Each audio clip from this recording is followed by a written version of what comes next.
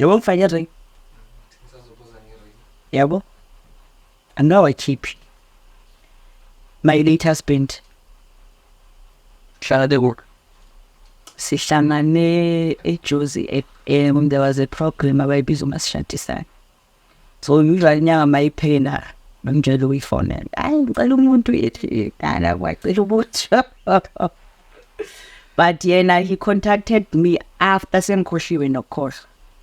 Then we met and he was younger than me. As much ngenza ngimshiya nge 8 years gap. Sazwana first date wabuya bamdrop ekhaya. Mina I thought ukuthi make ngifake itaxi nayo izogibela yekubo.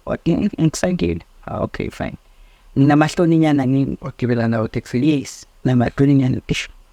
Ahamba umuntu mncane ki. But he was acting matured. Asifike ekhaya abone ekhaya fine ahamba yekuphi then siloku si contact. We met around November, December, January, February. We were pregnant. His second born. And I'm like, isn't this season that? Angazi nabubo. Angazi nabubo. Angazi nabubo ukuthi kuba kuphi. Ngiyazi ukuthi seBravia. Man Shana nawo. Yo. Man lokho Shana. Simenzele kithi lokudala no.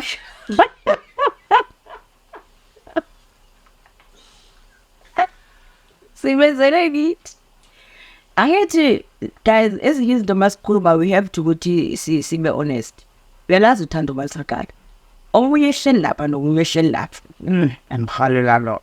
Zonke lezo zinto lezi. So azange check the only thing nje bese check ukuthi si2 even nala eJardin C2 even nala eRoman C2.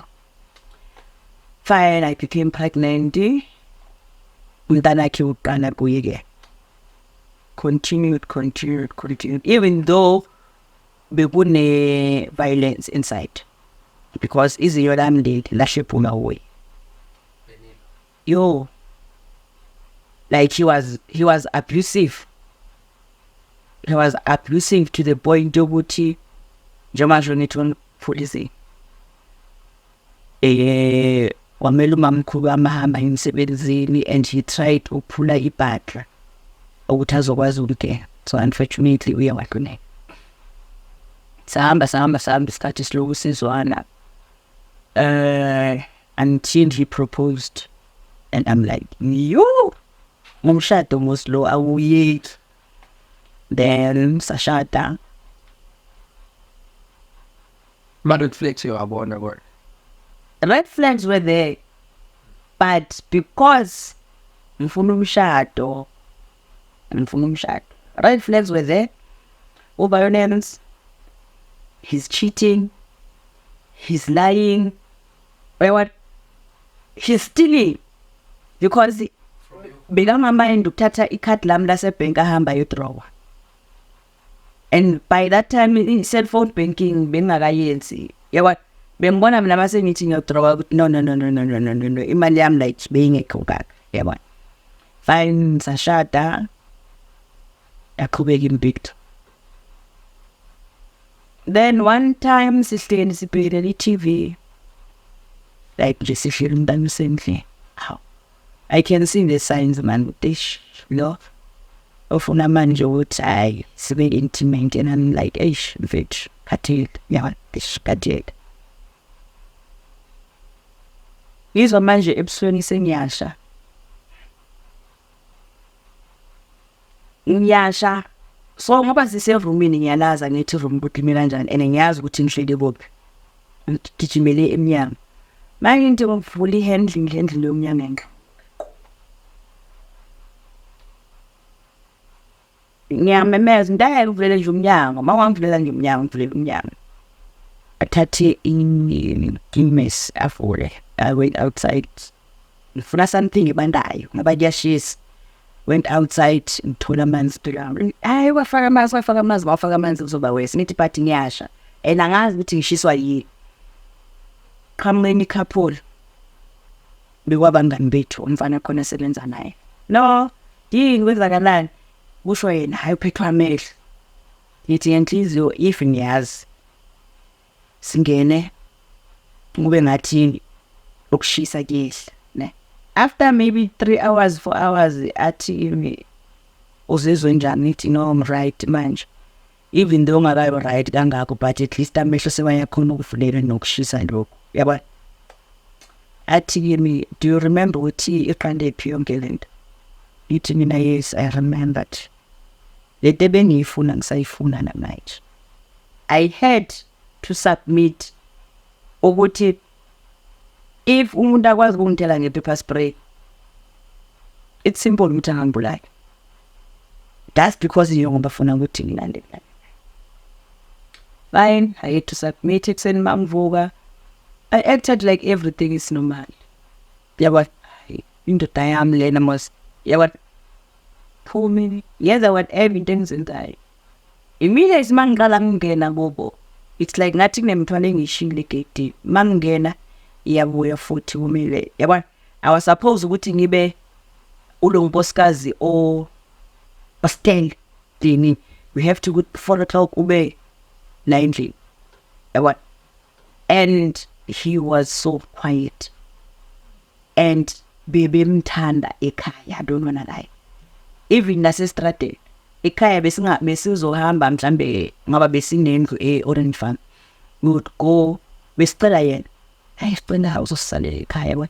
Bekasebenza ebusuku mawubuye ekuseni ungeza ufike uhlale lapha ekhaya uvula amafastela. Yabona, bongeke uzumcabangela. Even when he wants to cook for abantu basendlini, bekasho ukuthi abantu ngathi bangaphuma kancane. Yabona, aphika. Yabona make chopper ikhabishi bongathuka ukuthi lichophe umuntu indoda. Make pheka bongathuka. So bengikhuluma izinto ezidifferent, uthulile but izinto azenzayo they were like, yabona. So even my rape cases bazaze manje ekhaya. I've done this several times there. Yes, yenze twice. But engihithe kakhulu is the pepper spray thing. We understand ukuthi how come? And mina naye, we used to be intimate every day. Eqandeni it would be like 3 times a day. Breakfast, lunch, supper. Gwaya, there would be a snack in between. Yibiza snack. After breakfast, before sizofika we lunch, we would be intimate again. Yes, seven ebusuku. So all of these things is enza. To get night. Yeah. Uyamuntu, it was like ngabhekane addiction ye-sex. Ngabhekane addiction ye-sex. So stay isikhathi masilo siyambona ukuthi no, akusekho mnandi. Even nami i-sex drive yami yaqala yathi. And I was suffering from it was depression by that time. So amaphilisi depression bewayenza so. Nene bengiba down. Like ngafuna next even anokuthanga bambi. Nene I'd be like, no, we know this time it's me who's demanding sex now. Now we have to put it. We understand because manje everything it's like, so bekuba so, and then is cratering mark. Bela begin to them going my mom and by you and Bela begin to them going my masamba. True. And I phone him Kondome Nabanyabu Makir in the back. Yena began a pose, no? So I was this person or prosai. Yeah, but so I went bazon be umazenap no because the talent men and clan and others are cool men up. It means wuti and I do back. Do you think it's crazy or real man securities? I think it's quite a man security is one and the very same thing to me. Angel, as a con. It's one and the very same thing. I mean, ungaba nesikhwele kanjani ukuthi wena uyazazi uyazenza ngaphandle.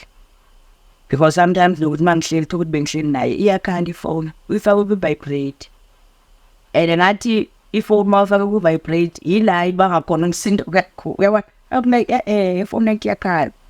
You would go out akhuluma nefone immediately uzokwazi ukuthi ukhuluma nentombazane yabona yezwa ukuthi ukhuluma nentombazane ene bekangasebenzi endaweni eyi-1 bebeba-change nenene mhlawumbe bafike bahlale eSprings for a week. Definitely sure make ubuya second girlfriend. Definitely sure we are the girlfriend. So I used to tell my phone number namantombazane. Achila, you're telling intombazana eyongishaya inkamba beyibuza. Let me stop. Lo muntu uhleli ifone ila. Uye toilet wama nefone, usembhedeni ifone ishala phansi umkamela. And bemhlala ngene ekhaya ne-suitcase. Suitcase yamavili. Hayi ekhaya besebazi. Bengithi bangiqamba sekwenze njani ngesisi. Like really sekwenze njani. And like no, uyacheata wenza ukuthi that. Stay away from ifone yakhe. Ngathi but naye kumele amhloniphe. It's either brothers bekabatshela ukuthi akana girlfriend anambasi. Phela uma usho kanjalo empini umuntu uzokufonela umuntu uzokufonela ukufonela at any time. So yeah, that was in life or impilo yasemshadweni. Even though amaring angawakhiphi ne. I-reason or ama-reason ayenza ukuthi ngingakawakhiphi. Ngidila nento eyi-1 ngesikhathi esi-1. Angifuni ukukhipha yonke into like yabona. He passed away 2014. And angakabi ready ukukhipha. Yeah, my girlfriend in 2014 we're still together. As long as divorce, as long as anything like we song each. And to me, I'm not ring my wife idea. Yo, angenza ngifile represented. Like angnikis tonzi. We understand angnikis tonzi. But I know of khona ufuna ukungisuye I want something like ish. Imararo yamuntu uthathiwe. Yeah man. Then ike amanye ama-rape it will be abantu engangizwana nabo. You know kudala mawuba pregnant usesemncane ishibiwe i-problem. So mina ukuqoma kwami ngiqoma ngoba mthanda ngithandile ntish lempanda. Handsome, cute, what. Kanti kumele kube ne-sex in between. So imfana would correct me and most yabo bengifunda nayo esikoleni C1. Yabona? Thothi nje mhlambe ngithi ngiyafika esikoleni umuntu sekayana thatha pop usiyahamba sekiwa ku yabona 9 zika March angithi ngenza ne online counseling. So I was counseling this lady sizoba ne awareness nge Saturday. So counseling the lady Friday uyambuza man namkhosi futhi awundlovukazi ngiyeza noma kwasendlini ngithi yes angithi awareness because we even have a group wabantwana bama special needs, you know, bayahluka bo CP what bayahluka. So the group yokuthi sisupportane singabomama. No uyaza nomuntu wakho no problem. Angaze ngimbone sisters ne bekhana ngizomeetha Saturday sifike eventini kuhlalwe ngiyambona labantu bayaqhamuka abayi4 indoda umuntu mama abantwana bethu but ngimbheke nje kayi1 ngiyokuyisisa ayman sisinhlanhla mama kabaneli loyi athi yawo yawa ngitophi fine sha abantu masebeqedile ukuhlala ke ngimama kabaneli kuyija yabona. Always mangicancela umuntu and ngaba ne-opportunity yokummeet, I always hug them, like give the warmest hug. Yabona, fine ngimhage, yabona siyakha. Yeah, ngijabulile ukubona now fine. Ngihlala phansi. Bangisa please usamamele lapha kukhulu. Yithi no man, I did something wrong. Angithi into esihlanganisile is because abantwana. So I wanted to ngithi ngihambe ngiyobona uBanele, even though uBanele akasakhona ukukhuluma, akasakhona ukwenza next. uBanele uyawaphathwa pneumonia. On my way ngiyobona uBanele, mangiphakamisa amehlo, yo, I see this guy. Ngithi ngiyamazi mos lo muntu. Ngiphume futhi mangiphakamisa amehlo kanti kudala ngibonile. Yabo ngimuthi bese ngithi angibulisa uBanele, yo uBanele like akakwazi ukukhuluma, akakwazi ukwenza anything. So ngebelief yami I know ukuthi mawukhuluma naye umntana uyakhona ukukusensa ukuthi lo muntu uzamuthanda, and ngoku-acta kwakhe he will act in a positive way. Immediately ngiceda ukukhuluma noBanele like nimbambisana, Banele kudala ngizwa ngawe, yabona uzoba right in yabona. Mangisuka kuBanele I started crying. Akhala mbizo enye intombazane besihamba nayo ubusi, Nosi wozala. Yini Ndlovukazi, into engiceda ukuyibona. Ethesh ceda ukubona uPatrick. uPatrick umuntu kaMama kaBanele. And kule 8 engihlala ngimention, Patrick is one of them. Hey, zamuthola yabona. Hey. Ngizama ukuyikhoqa ngithushe. Mangisuka ngiye ku Sisinhlanhla. Sisinhlanhla uyimuntu owacreate the group yabo ma. Sisinhlanhla kunento esoyenzile. Yathi no, approach uMama kaBanele. Khona noMama kaBanele siqala umtsheli. Yathi you know what? If ngingakhulumi naye ngamtsheli, angangiphinde ngimsize empilweni yami. Because each time mangizokhuluma naye, isithombe salo yamuntu engisibonile angeke sisasoba kimi. Fine, nginikwe opportunity yokukhuluma, ngikhulume i-awareness, bekuyi-awareness yabantwana abanama-special needs. So abanye bahamba ngama-wheelchairs, abanye bahamba ngama-bike. Angithi ama-wheelchairs abo they differ. I've joined i-group yalabo bomama labo because of what I do, and mina abantwana banama-special needs, but abekho physically disabled. Mangimile lapha ngikhuluma lezi event, and one of the perpetrators is here. Everyone was like, ngathi, and I'm going to confront him. The moment ngilokhu ngikhuluma, ngibheke yena ukuthi wenza ini. Is he even aware ukuthi ngikhuluma ngani? Yabo, no, hayi lo uyavuma naphayana. Ngiceda ukukhuluma, ngifike ngihlandele phansi. Khona umuntu othi makenza into umbone ngoba ufuna attention yabantu. Khona umuntu othi makenza into umbone ukuthi ingoba vele ezimisela ukuthi ayenze. Jim Patrick uyane yaba uzenza labo baba laba banothando, baba bahendi, baba banabi ngendwadwa. Yithi Mama kaBanele man scheme sami uyaso. Sisuke sohlalela le. Yena kunjani yaba. And then uhamba nobani? Asho hayi ngihamba nobabani lasiboni noBanele okay. And then how are you feeling? Unfortunately uMama kaBanele unabantwana abayi3 abanama-challenges. I think enye into eyangithatha kakhulu le ukuthi nami ngifike ukukhupha ngalaba abayi2 yena I wonder kunjani. Masiloku sikhuluma ngithi no manje uPatrick lo hamba naye. Mazilaphi ngoba ngam-introduce ngithi I know him. Ngithi Patrick kunoSindi, kunobaba abantwana ngako. Khona wonfana emkhosheni. Patrick bekashane already fa.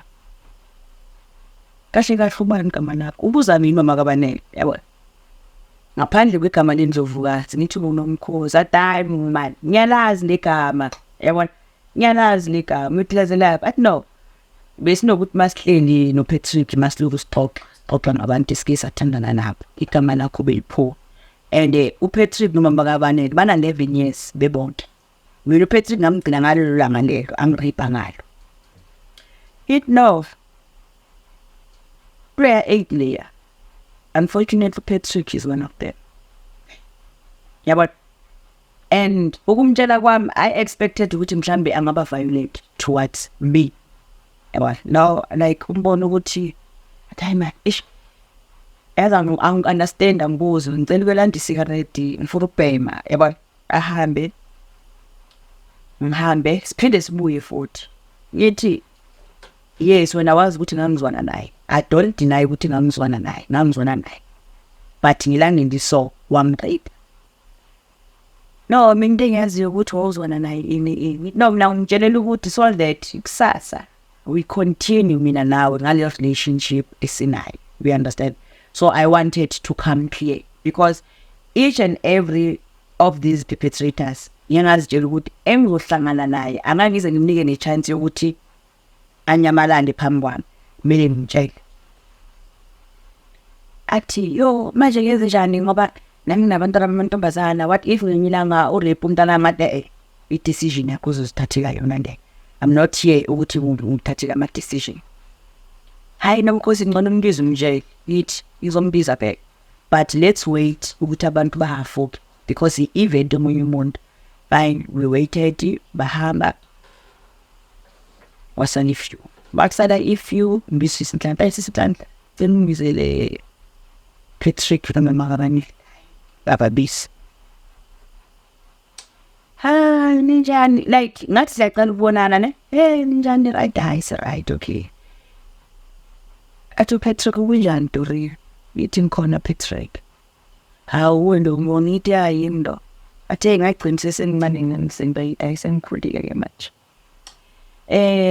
Patrick noma kabani into engenza uthi ngimbize it's because Patrick ufuna ukukhumbuza ukuthi one rape and from jena pamkamakakalani wamthatha ngiya esikoleni kwaqala winter so sahamba masifika lapho it was into akade iplanile because masifika kunama fruits yabathengi wama fruits bekiwe masimba chips like ulindene a visitor we understand thingini cool drink mina mangifika ifike ngikhumula iblazer uma ngifaka iblazer lesporad ifike ngikhumula iblazer ngidinga esitulweni ngihlala angazi phela ngithi ukuthi ngilandelweni kumele ngizozwa phela ukuthi ngilandelweni as much as njengoba girlfriend yami I think manje sekuyisikhathi sokuthi ulale nami ngithi no angikwazi ukulala nawe uyamazi noma ngithi street kanjani what if ngiyalala nawe and ngiba pregnant and at that time ama-condom ngizengazi indaba yama-condom yabona no but mina nawe siyathandana fine it happened ke and rape and into ebengifuna ukutshela yona ke Patrick noma abane athi hey Dorini immediate makethi hi Dorini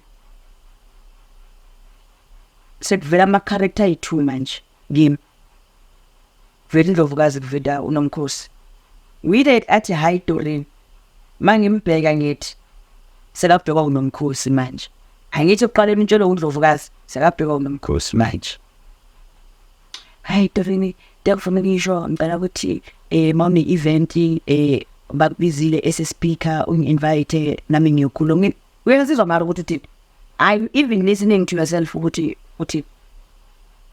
ngithi immediately if ngizoku-invite and introduce you angeke uphume ang-understandi ukhuluma so because ushocked lento engiceda ukukutshela yona you see yes you seem like a little bit confused we are confused kahle kahle because ngikhuluma into eneminyaka I think if I'm not mistaken maybe it's more than 20 years if I'm not mistaken we understand uyazizwa kahle hayi lena akusi platform yokukhuluma lezinto lezana eyiphi platform yokukhuluma nezinto ngathi awungitshele yiphi platform ngithi njengoba ngibona today na how many years ngagcina even noma ngise-Orange Farm angaze ngihlangane nawe nange-mistake na how many years ngagcina hey ngiyaxolisa into engayenza bangabe yaphatha kabi ngithi wasimosha i-statement sakho ngathi wasimosha. If you wanted to apologize apologize, that's it. Ungathi ngiyaxolisa mangabe khona into embi ngayenza. Ngathi mameka ngitshela into engifuna ukutshela yona and decide along the way ukuthi ngizokuphanisha kanjani le ngiphanishile kwamanje, and whatever engiyikhulumile akusinto ekumele ngixabanise noma makabanele xabanelana into zenu hayiya sikia siqeda ukukhuluma. If you wanted to explain izinto eziningi ngathi I'm not in the mood to explain izinto eziningi because manje sekuvuka unomkhosi and sengiqala manje sengiyamemeza sisuke okay sesimile sifuna ukurequesta ini mele sibuyele emuva. And ngaleyo Saturday le I even wrote with data sami ukuthi after the event I'm going to spend a day nomama kaBanele nabantwana bakhe, only to find out ukuthi kanti umama kaBanele unkosikazi kaPatrick, so everything yavele yamosheka. Fine, si request uPatrick anginike phone ngicela ungirequeste, and I'm like Kolonkolo nongenza ungenzani yini lo ngenza yona manje kumele ngirequestele futhi lo muntu. I am requested ngicela ama phone number manje ama number mawufuna ukukhuluma nami uzokhuluma nami through iphone kaMama kaBanele. Whatever uzoyikhuluma uzosebenzisa iWhatsApp, ivoice note ngephone kaMama kaBanele. Angifuni kusasa kuqhamuka ezinye idoors. Sahamba ngayospend ilanga noSinhlanhla. noSinhlanhla sisuke esilanda uMama kaBanele asande sebona lo yamfasi. My main concern bekumama kaBanele kuko konke lokhu kwenzekile. Hayi masiya semthola uMama kaBanele ayasambe phela siyohlala ini uMama kaBanele naye egroupini eyi-1 ne Sunday uthulile ene ngalezo 9 lezo mangibuya I received a call ukuthi one of my younger sisters passed away. Akagulanga ngenzanga ntext like you yabona i9 azimfuni. Saturday mangilala inkondo wami uthi kunento ethi ngoba nabantu seniyabazi ukuthi bashalaphi thingibele itaxi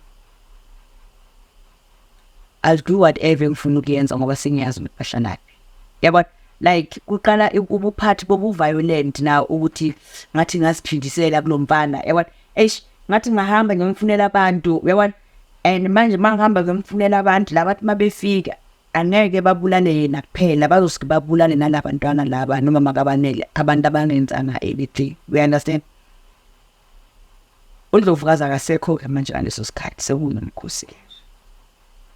Sunday mangivuka I was so depressed ngangikhala inyembezi mangiya for an interview amehlo ayidumbile yabona ngafaka ama-specs ngifaka ama-specs so that ngizokubonakala ukuthi what I went through. Monday I didn't know, I think I need to see a psychologist. I went to clinic ukuthi ngangilanda ama-pills. I went ngathi ngicela ukubona i-psychologist but I nambukela like bambukela few days after yabona inkondo ngami usadlala ama-treats manithi ulomfana lona yazi lo mfana mangambamba like banginikeze yena kube yimi naye sibe yi-2. Then abantu baqala-ke bakhuluma ukuthi no, from la usuka khona until manje don't let this person up-trigger it down. Yes, it's a closure obungayinakanga, and uMama kaBanele uNkulunkulu umsebenzise as a middleman ukuthi I'm going to take someone obungamazi ozokuhlanganisa nomuntu oso ngoba ngathi manje after malanga ke inhliziyo yami iyaqala it. Then I went to see a psychologist, came back, and I was the one who could be a psychologist. Psychologist like was just listening, and into nje ayishilo usisi lena, she said, no, I'm happy ukuthi azange uthathe i-decision engabe ikufake inkingeni. I'm happy ngaleyo nto leyo, and yes, usazohlangana nabo, usazohlangana nazo. Don't let i-past yakho it destroy your future, because now uphila impilo yakho usayiphila leya mpilo le. And I was like, mama kaBanene waphuma egroupini, futhi before aphuma egroupini, hey Nkosi, ubaba kaBanene uthi benithandana imi. Kwaba ngathi uvusa omunye umlilo. I came egroupini ngakhuluma. It doesn't give him a right yokuthi even noma ngabe ngane-involved tonight to rape me. So in other words, it's like ngathi uyavuma, and kusasa umntanakho make kubonisa i-boyfriend yakhe uzoyibona i-boyfriend. Umntanakho futhi make buya futhi athi mama boyfriend yami ingirapile, izokuphatha kanjani leyo nto leyo? Uzombuza ukuthi ukurapele, ngeke umbuze ukuthi ukurapele. And it's not always ukuthi maku relationship you have to submit always. No, you don't have, especially if waba yi-rape victim, leyo ihlala isengqondweni until mhlawumbe umuntu azakutshele-ke ukuthi no, this and this what happened to me. That is when now uyi-boyfriend khani uzo-understanda ukuthi oh okay, sengiya-understanda manje. Wakhuluma nami futhi eceleni mama kaBanene, ngathi you know what, kuwo konke lokho ngikurespektile, ngatrya uku-communicate nawe, but sengibonile ukuthi uthatha iside lendoda yakho. Fine, he's your husband, fine, ngicela ungiyekele liso, baningi abantu abangakusiza, but eyokuthi uphume egroupini, angi-understand ukuthi uphumelele egroupini, because egroupini siyaxoxa sibaningi and unabantwana abanila usizo, you understand? That was the last day ngingakhuluma nomama kaBanene futhi mangisuka one block. So kubo bonke laba bayi-8 basibusile, ayisibusisa thina mbahle angambona uBoss uPhulane, uPatrick, my late husband, sasho being 4. Even though ungazi ukuthi basaphila or abasaphila, you understand? But kunale party yokuthi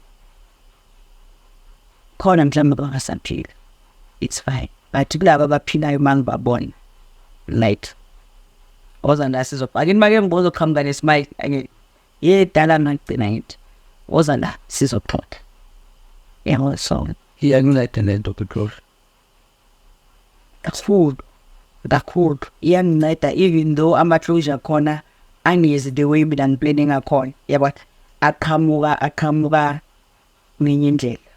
Ekavusi I didn't even plan it. Nje manje ngizwa nje voice yakhe, ngizwa nje ukuthi uyangidina, ngakhuluma naye. Engaxolana, I didn't plan it. Uye uyiqinile i-meeting. Patrick, I didn't plan it. Sihlanganiswa mama kaBanene. Late husband angikhulumi because he's no more. Yes. so do you think I'm a psychologist? Hey, for me, they are not. For me, they are not. Even though being good, sazogiye. Awancedi kimi to the point yokuthi ubalelwa isikhathi. Mawulokukhuluma naye lokubheka isikhathi. Uphethe ball pen.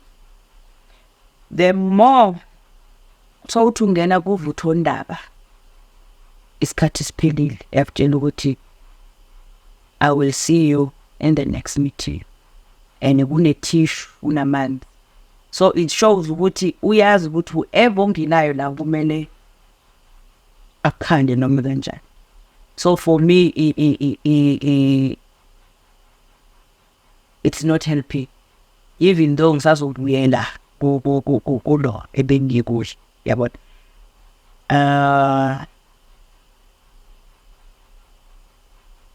How can I put it? Maybe ngokuthi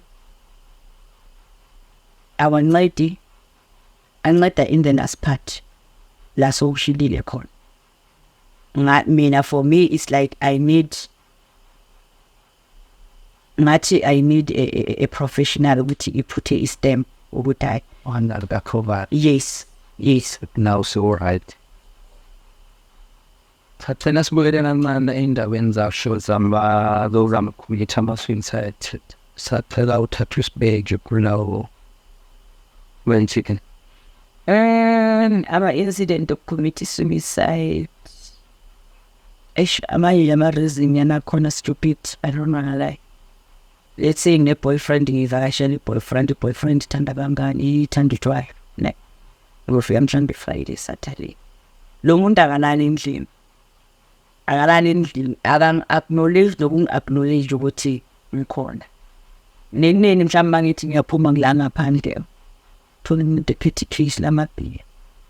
Uyagijima. It's either uyawathenga or ufuna ukuyawathenga. So I'd be like, oh, yazi lokho uyazi ukuthi ngimthanda kanjani.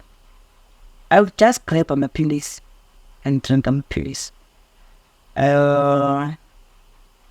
Mangiwaphuzile amaphilisi, ngizofila dizzy. I'll be dizzy.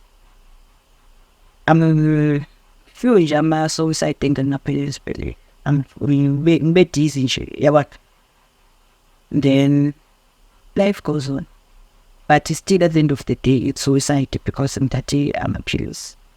Then ama-suicide aba serious. We're coming with family gathering. Saphuma nomntana sekhaya mase sibuyile went kwenye indawo sahamba sayosijabulisa. So masibuya siyi-group. Even today I don't remember ukuthi lo mntana wathini kimi. Yo, I knew ukuthi ngizoba ne-nervous breakdown, but I didn't know ukuthi yini ezoyi-trigger Risha the nervous breakdown.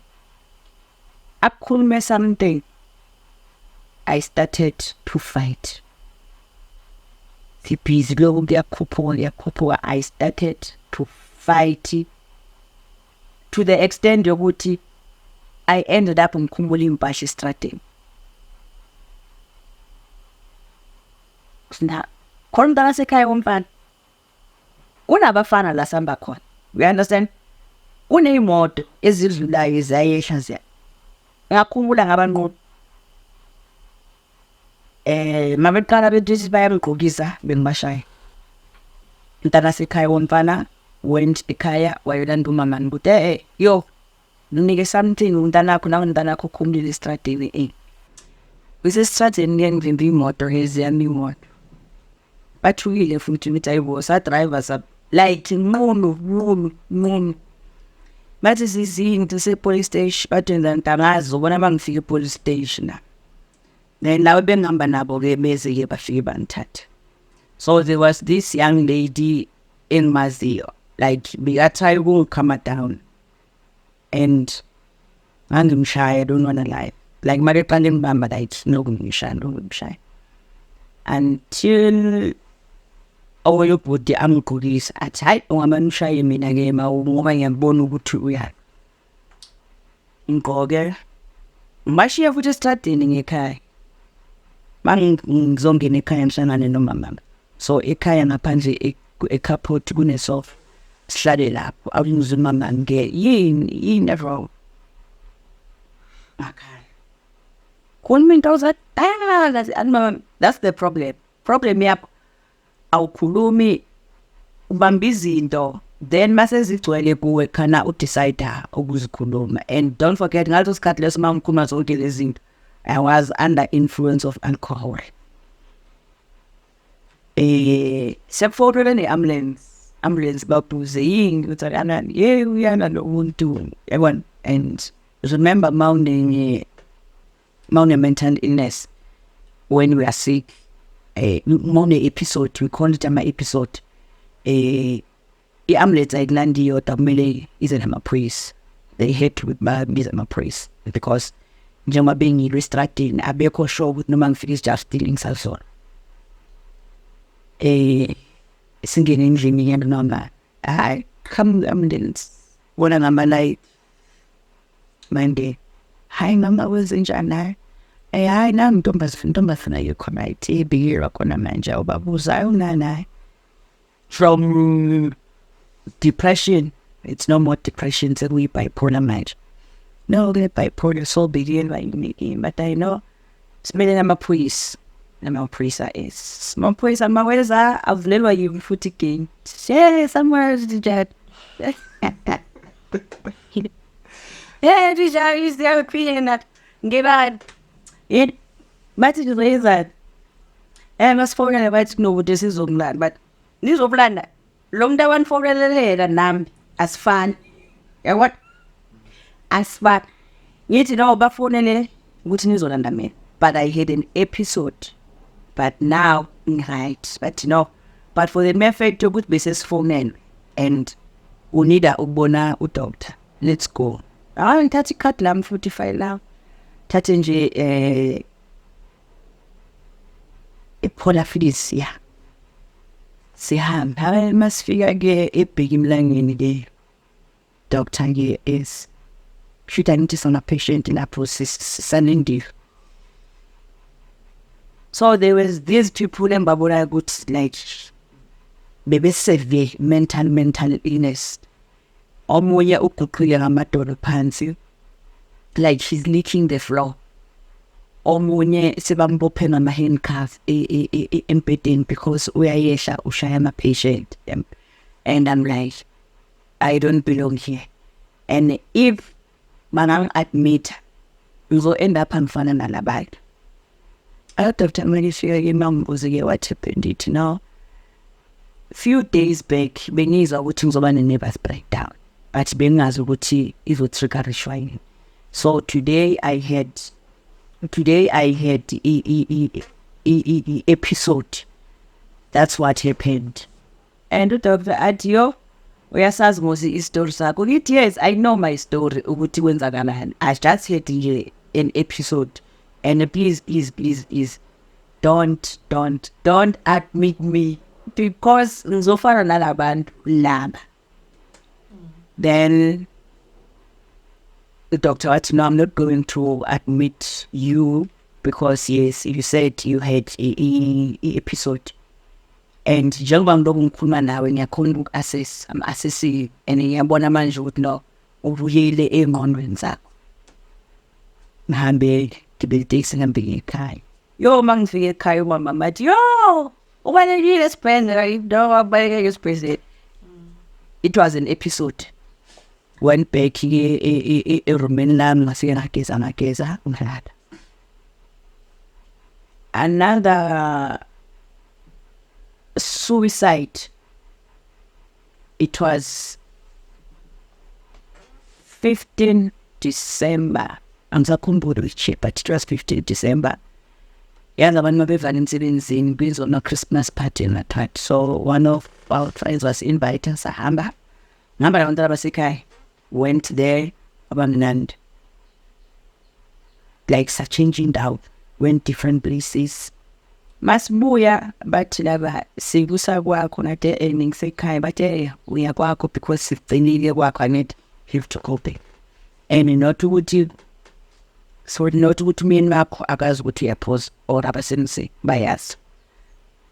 Hayi bangiqaphela. Masifika banshi e-driveway.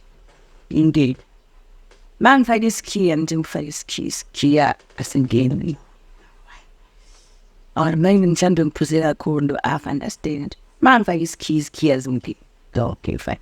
Kia's again decide to put into Shanala is stupid. And I get paid and put me yesterday. It was around 4 o'clock in the morning.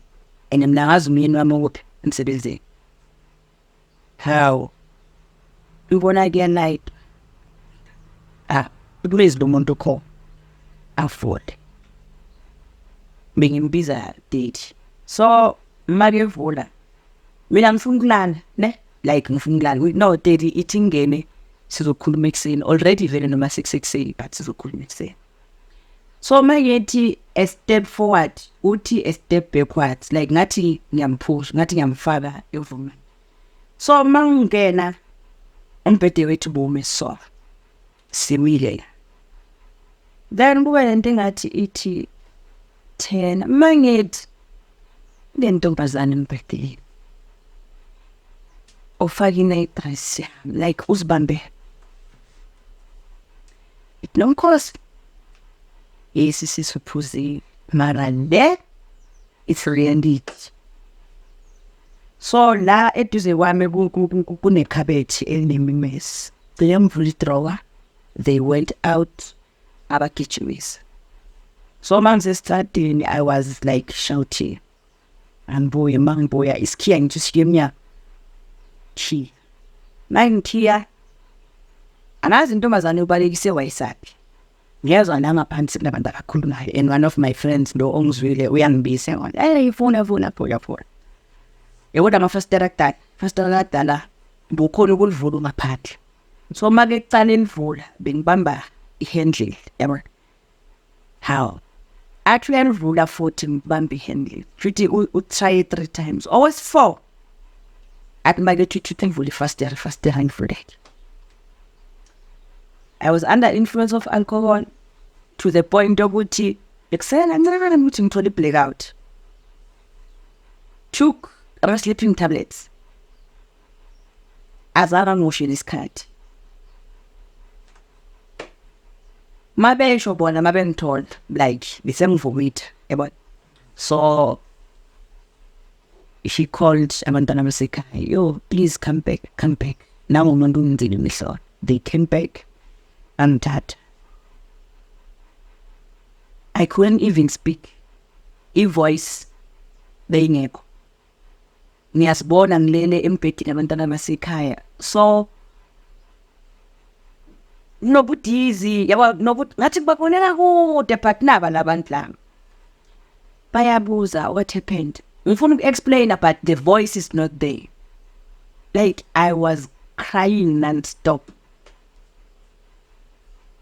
One abantu basekhaya athi but masimshiya bekangekho so khonde my younger sister she's a nurse, my younger sister athi no but really something happened bahamba amsakama drips amsakama anything udoctor makefika ngiyambona oyakhuluma like mangilele ma this side udoctor bekaqhamuka this side athi kimi phenduka ngifuna ukunganani no I can't wozana athi no phenduka beyistruggle even nobu phenduka indoda leyikhona mama mamshone umntanami wangisukela makwazi wafuna umntanami cela masike kuhlupha noma ekuhlula ungibuyise kodwa wami umntana ngeke abuye sekebheka iphini. Udoctor athi kuye ama-visitor mawe phuma 4 o'clock awuphuma mangitshayisa na ngo-6 uzofuna na bathaye ngemsebenzini athi anginandaba uthi emsebenzini ama-cases aso siyawazi nenza abantwana ababantu izinto nibenza izinto the next thing u-actor innocent fine athi makeceda ukuhamba anqondo like ublank izibuzi no lo muntu bekakhona or beyimcabanga or tell buya khona in-memory kwabuya the last scene then bagijimise inentombazana in makeze ngizongibona ayibuka yazi kule ntombazane engingayazi la enihamba nayo le ntombazane kwenzakale hayi mawaswe drum say now athi umchana ngiyazizwa ukuthi lana sesedizi this one. It's chocolate. And necessities. So, ngifela cassette. And then the cassette anifake yona. Ngiyayibona cassette nayo. Already umchamo sowuphumile. Yabona. Ida mara ngithini ngicela icassette ungifuna. Singathatha i-file. Nemoshana.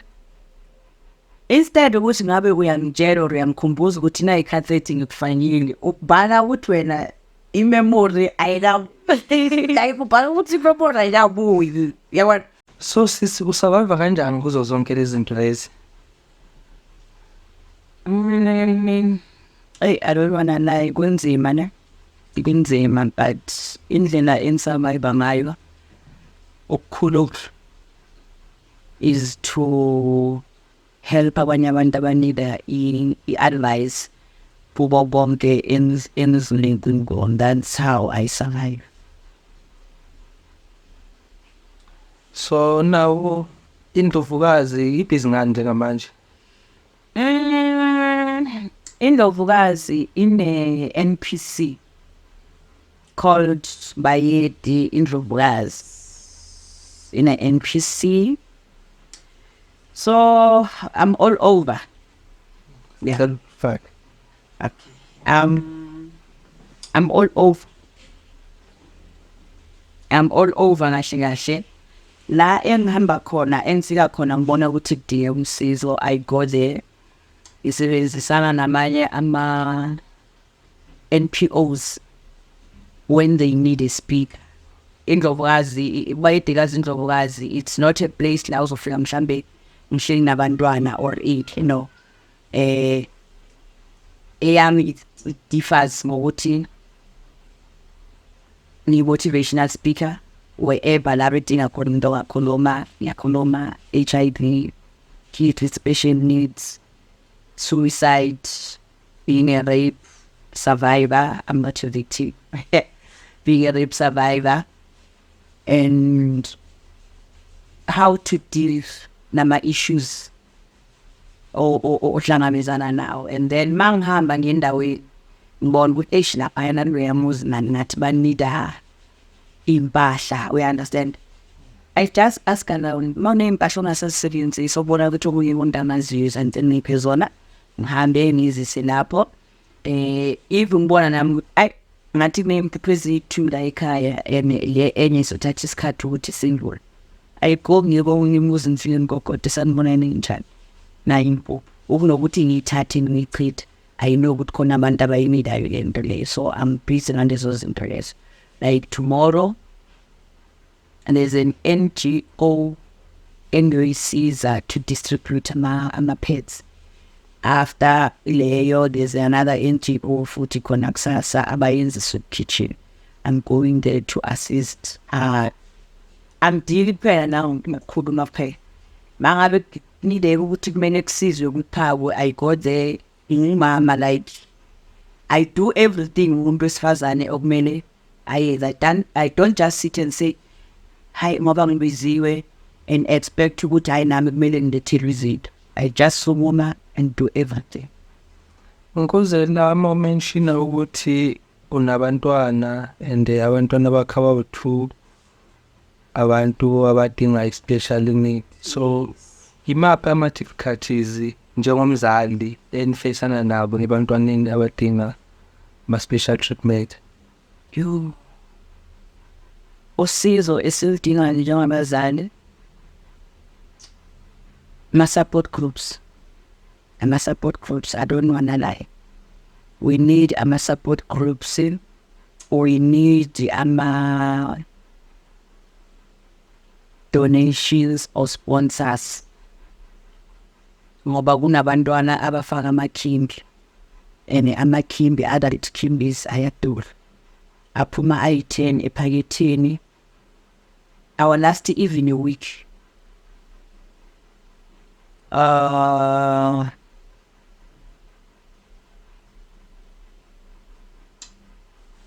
Toilet.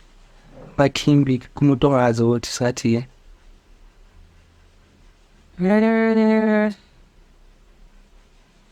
Kimbi, it's like amanapukeni abantu abadala. Yes, adult Kimbis, amanapukeni abantu abadala. Ngithi kunabantwana nabasebekhulile. So uthola ukuthi akakwazi akayigqoki underwear, akakwazi ukuzisa toilet, akakwazi kusubobisa. So udinga amanapukeni lawo, yabona, awabantu abadala. So ene mancane aphuma yi-10 ephaketheni. Sometimes our last even 3 days. It depends i-system yomntwana ukuthi i-system yomntwana injani. So if we can get i-assistant efana naleyo, if you can get the assistant yama-cosmetics, toiletry, if you can get the assistant yama-pets, because don't forget within these kids we've got nabantwana bamantombazane ufaka ikimbi ene usayema-protein. You understand? And uthola ukuthi kule mali ye-disability umntana ayitholayo, umzali kumele ayenze izinto eziningi, kumele athenge ukudla, kumele umntwana aqoke. Let's say umzali ubhadala i-rent. Most ama-parents engiwaziyo kule group enkulu, they pay rent because of family situations. Abanye ekhaya abakwazi uku-accepta i-condition yomntanakho. So what decide ukuthi no, because abakhoni uku-understand, and let me go ngiyosifunela indawo. So that is the assistant enidwayo.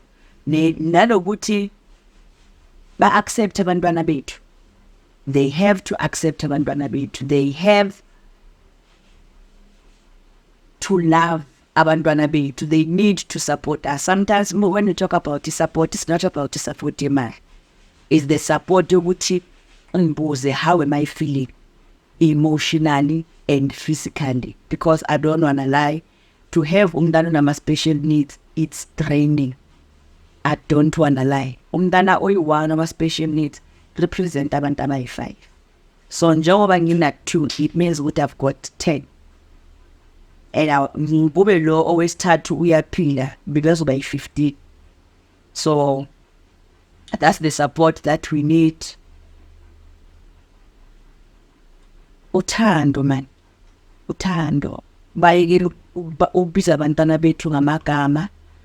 We've got abantwana bane ADHD. Uthola ukuthi i-severe labantwana bangakhoni hlala phansi. And we'll find abantu sebe, as if babhekelele something. Yes, I understand, amayazi. But now ngabsimangala kakhulu ngathi uze nami ungibonise ukuthi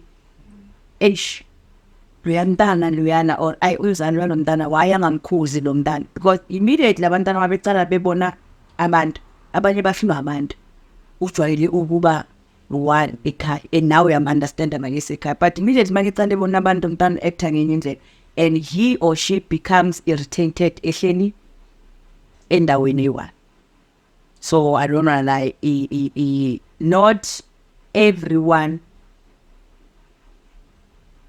or disabled, let me call it like that, because when you say disabled, ufuna ukumbona mhlambe exhuko lenjanja, I always call them manama special needs, because mine, they are not physically disabled, but mentally there is something wrong. So all of them, I call them ukuthi abantwana abanama special needs. And ukuba nabantwana abaso kungifundise ukubathanda, kungifundise ukuba-accepta, even nabasestradini abantwana. La ngikhona nje wazi ngabona umntana enza into wrong, I'm like, hey, akwenziwa so. And ngawulo muntu wayethetha, but seeing abantwana bethu ngathi, you know what, omunye mawuqala uthetha uraise voice uyacollapse. And I was like, okay, let me control myself ngoba lo mntana engiyokhuluma naye angimazi ukuthi umntana njani. Immediately mangathi uraise voice umntana angacollapse, uyabona. But umntana makenza into wrong, I'm like, le oyenzayo it's wrong. So sine group engiyijoyile yabemama nabantwana aba-different. So we sibiza ukuthi mothers with love. We communicate every day. Makhona umntana mhlawumbe une-birthday, kuyahanjwa kuyo-celebrate ilanga lakhe, yabona. Mangabe nomama mhlawumbe une-birthday, kuyahanjwa kuyo-celebrate-wa, like baphume nabantwana babo. Mangabe umphusha nge-wheelchair, mangabe umphusha ngebike, yabona umntana akatholi environment different, yabona sikhulume nabo. And these kids mabe responda, if angakuzwisisi khona into azoyenza ezobonisa umzali ukuthi lo angizwisisi. But if akuzwisisa ayimaje akakwazi ukukhuluma, usually action yakhe uzobona ukuthi okay mina nalo muntu lo siyazwana. So that's the only thing nje siyinida, the support, the love, the understanding. Ngiyabona enye second bet. Yes, le research, it's from Mrs. Soweto. 2022 I've entered Mrs. Soweto. Ngayibona nje Facebook, yabo. So if una abantu abadala sebeshadile, of divorced or separated or engaged, yeah, and if I'm not mistaken until 55 years. So and I was like, choo, ngayingenela with my workshop, slows attenders, and then the event was held.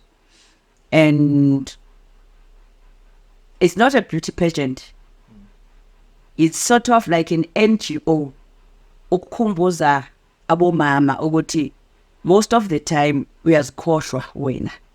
Now le yenzelwe ukuthi ngelanga le event it's all about you. Fake makeup, bafaka ama-swimming costume abawafakayo, like it's your day. It's not about winning, because even noma sizongena kwi-pageant we always talk about ukuthi it's not about winning, it's about finding yourself. Uzikhumbuze ukuthi ey'ngane sasikhathi lesa mhlambe before ngishada or before ngiba nabantwana I wanted to do this. So wayenziwa ngilanga le-event, wayenziwa ngilanga le-event. Mase kubizwa-ke ama-winners, sisihle lapha phansi sikhathele phela amakwayikwayi. Mase kubizwa ama-winners like Doreen Mkhosi, you know, until today angiphindanga ngayibhekene naleyo video. Why? Because I cried ukuthi in my life angikaze ngigqoke i-crown. Now i-crown ngizoyifaka kune-age le esengikuyo wethe ey'koleni nakuphi kuphi abantwana bafaka ama-crown, all those things. So I felt ukuthi kune-step engazane engasijampa, kanti ama-crown ngaleso sikhathi leso uyabona. So yangijabulisa futhi leyo nto leyo ukuthi you know what, I've been recognized ukuthi kunomuntu so, even though I'm a bit ungathi ungikhulu kangaka ngomzimba ini like you anazinex. So yeah, Mrs. Soweto udila nezinto ezifana nalezo, and abantu aba-active, abantu ekumele babese doing community work, we understand. But even normal, if you're not doing community work, but if you want like to join and whatnot. So yeah, essentially it's about Mrs. Soweto personality. But what I know, if I get another chance again, okay, ndiyaya. Like ngithanda ukuzikhipha busy, that's one thing about me.